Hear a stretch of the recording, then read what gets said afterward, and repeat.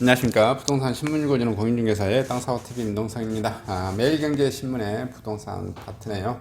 넓은 곳에서 살고 싶은데 3분기 전국 중대형 입주 물량이 역대 최저치입니다. 이거야 그냥 본인들 선택에 따라서 하는 거고요. 코로나 때문에 중대형 위주로 많이 좀 실내에 거주한 시간이 길어서 이렇게 되어진 것 같은데, 지방에서는 좀 중대형 도전해 볼 만한데, 수도권 같은 경우는 집값이 워낙 비싸서 중대형 또 하려고 해도 금액들이 넘사벽이라 그런 것 좀 있는 것 같습니다. 그 다음에 이제 금매가가 시세라고 보면 돼요. 집값 하락이 이제 시세를 바꿔놔 버렸죠. 그 다음에 일시적 2주택자, 고령 1주택자 종부세 완화 개정안이 국회 통과됐다고 하네요. 그리고 나머지 계속해서 지금 이혼 소송 진행하고 있는 걸로 알고 있습니다. 그 다음에 현대 엔지니어링 브랜드 아파트 광주광역시의 힐스테이트 월산 구도심, 이게 위치 괜찮은 것 같아요. 세대수는 중형 세대, 1000세대는 넘어가지는 못합니다. 700~800세대 정도 되는 것 같은데 그런 데로 괜찮은 것 같고요. 한국경제신문에 한번 봐보겠습니다. 한국경제신문의 부동산 파트고요. 4개월째 4억 떨어졌는데 갑자기 17억 신고가 찍은 동네, 특이한 세례는 하나씩은 나오겠죠. 대체적으로 다 떨어진다고 보시면 되고요. 그 다음에 이제 정부의 의지가 좀 더 드러난 것 같아요. 더 떨어져야 된다. 집값 한 토막 밀어붙이는 윤정부. 정부가 밀어붙이지 않아도 집값은 계속해서 떨어질 수밖에 없어요. 여기 왜 떨어질 수밖에 없는지, 여기 정부는 그래서 되도록이면 시장에 개입 안 하는 게 좋습니다.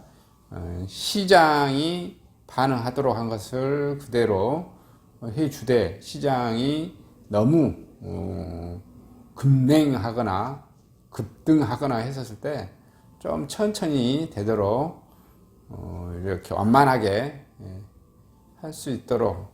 이게 항상 급등 급락하면 누군가가 어마어마한 손해를 봅니다. 시장 상황이 다 그런 것 같아요. 세상살이가. 비도 이래 돼서 강수량이 우리나라 1400, 1500 된가요? 이게 1년에 걸쳐서 봄, 여름, 가을, 겨울 쭉 좀 나눠서 이렇게 오면은 좋죠. 근데 한 방에 여름에 폭풍 때 1000mm 이상 와버리고 하루 이틀 사이에, 그러면 물난리 났을 거고, 또 가을이나 겨울에 안 오면 농작물이 타들어가 죽고 이런 거죠. 돈도 똑같은 논리인 것 같아요. 그래서 월급쟁이들이 좀 편한 이유가, 월급이 많지는 않지만 내 월급이 300만 원, 내 월급이 500만 원, 그러면 이게 정기적으로 매월 들어올 수 있다는 게 굉장히 큰 힘입니다. 저도 개인 사업자라다 보니까 한 달에 1000만 원 벌 때도 있지만 한 달에 빵원일 때도 있습니다. 그래서 수익이 들쭉날쭉 하는 것, 이것이 꼭 비가 내리는 것과도 동일하죠. 모든 또 사업체도 그렇고요. 사업이라는 게 큰 사업체든 적은 사업체든 현금 흐름이 매월 이렇게 좋아야 그 사업체가 잘 영위되고 그런 것 같습니다. 집값이 더 빠질 때까지 안 산다고 하시네요. 거래 회전율이 9년 7개월 만에 최저치입니다. 그런데도 윤정부는 아까 여기 보시면 더 밀어붙여서 집값이 반토막 나도록 하겠다, 이런 소식인 것 같아요. 윤정부가 밀어붙이지 않아도 집값은 계속해서 빠질 겁니다. 이게 가장 집값이 빠진 이유 중에 하나가 금리 인상이죠. 물가 상승률. 원래 그 윤정부나 이게 똑같은 거예요. 왜냐하면은 그 윤정부가 하는 것도 마찬가지겠죠. 정부, 이게 후진국일, 이게 우리는 그 뭐라 그럴까요? 중앙은행이 실질적으로 자산 시장을 공격합니다. 물가를 잡기 위해서. 근데 그 한국은행이라든지 중앙은행, 미연준이나 다 정부로부터 독립되어졌다고 하는데, 사실상 좀 독립되기는 법률적으로는 독립되었지만 사실상 독립되기는 힘들죠. 정부의 입김, 또 인사권 이런 거에 의해서 영향을 받게 되죠. 근데 그분들이 뭘 뭘 하겠어요? 물가를 잡는데 지금 포커스예요. 경제 뭐 설득하겠죠. 한국은행도 설득할 거고. 지금 물가가 더 중요하다.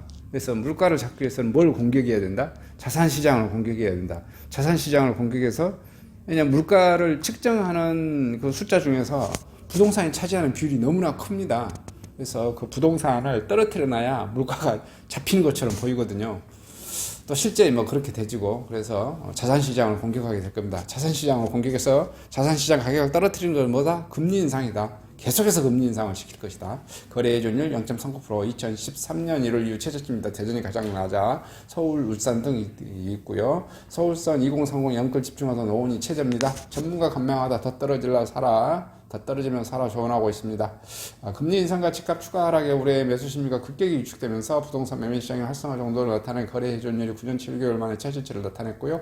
8일 법원 특집의 정보광장에 따르면 지난달 전국 집합 건물, 아파트 다세대, 연립주택, 오피스텔 거래 회전율이 0.39%, 2014년 1월 0.32% 이후 가장 낮은 수준을 기록했고요. 거래 회전율이 0.39%라 거래 가능한 부동산이 1만 개 중 거래가 된 것이 39건이랑 그친다는 뜻입니다. 수치는 2020년 12월 0.95를 찍고 내려오다가 올 들어 대체로 0.40대를 유지하더니 8월 0.39%까지 떨어졌습니다.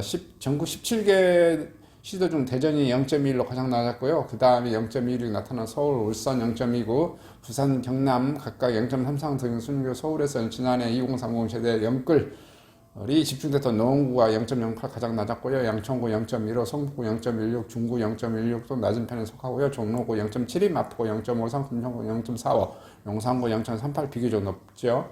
자, 이처럼 거래가 줄어든 이유는 매수 심리가 급격히 위축되어졌고 한국부동산원에 따르면 서울 아파트 매매 수급 지수가 82.8로 3년 2개월 가장 낮은 수치를 기록했고요. 노원구와 도봉구, 강북구 등을 포함한 동북권의 매수 심리가 74.9로 가장 낮습니다. 이 때문에 꼭 팔아야 할 사람은 수억 원을 낮춰 매물을 던지는데도 매수자가 관망세를 보이고 있고 집값이 바닥을 다진 후 매수에 나서겠다는 생각에서입니다. 전문가들도 내 집 마련 계획이 있다면 보수적인 판단을 할 필요가 있을 거는 조언을 내놓고 있고요. 박원과 KB 국민은행 부동산 수석 전문위원은 금리 인상 랠리가 아무리 될 때까지는 가격 조정과 거래 유치기 동시에 진행될 수 있다며 실거주 목적의 내 집 마련 장만할 수요자는 일단 관망하다가 가격 매력대가 충분히 부각될 때까지 접근하는 것이 좋을 것이라 말했습니다. 이게 언제까지 답이 나왔어요? 아파트 가격이 지금 금리가 막 계속 오를 거잖아요. 막 3%, 4%. 만약에 금리가 5%, 뭐 예를 들어서 찍었다가 5% 되고 4.7% 되고 뭐 4.5% 이렇게 떨어지는 거 보고 그때 사셔도 된다라는 게 뭐 답이겠죠. 이상 집값이 더 빠질 때까지 안 산다. 거래 회전율 9년 7개월 만에 최저치. 그래서 금리 인상이 꺾일 때 그때 사시라라는 말씀 전해드리고 마치도록 하겠습니다. 감사합니다.